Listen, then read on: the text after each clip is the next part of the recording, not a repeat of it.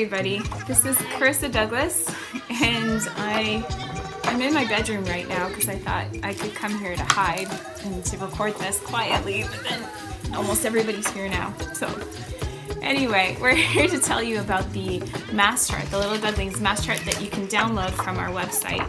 It's being eaten right now. Thankfully it's laminated, which I was going to talk about. You can laminate yours if you have access to a laminator, and if not, you can always use packager's tape. There we go. And that makes the chart reusable. Can I have that, please? No, I can't have it. If you choose to make your chart reusable by laminating or packager's taping, you can use a whiteboard marker and just kind of mark it off as each child fulfills each step. And then you can erase it later and use it again. They kind of smell a little bit, so you have to check on that one and see if it's a potent smell coming from your marker or not. We ended up going into stickers, so I found at the dollar store little stickers to mark it off, and we would have it in our pocket and just pull it out. Well, obviously we have excellent behavior now. First thing you do before laminating it is actually write your children's names. There's room for 3, but if you have more than 3, no worries, just print out a second chart or a third if need be.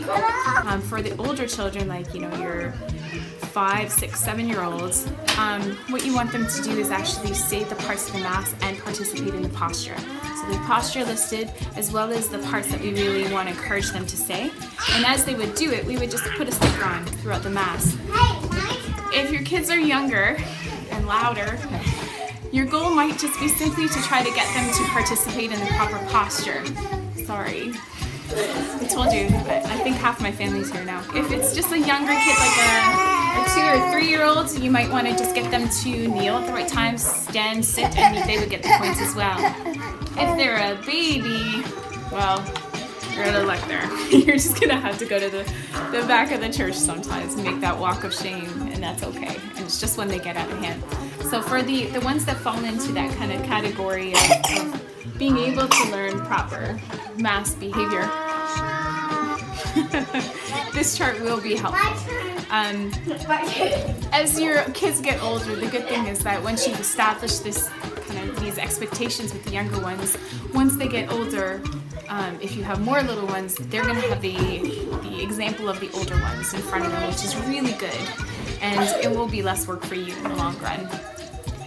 In terms of the rewards for the chart, I've left that section blank because I figure that parents probably know what reward would best motivate your children. For us, oftentimes a perfect score would mean a big donut at the end of Mass, which was lots of fun. You probably still will have some challenging masses, even with the use of this chart.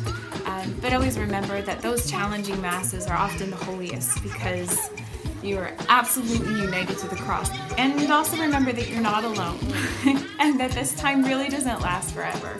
So we'll pray for each other, and I think we'll flourish in this stage of our lives. God bless. Bye-bye.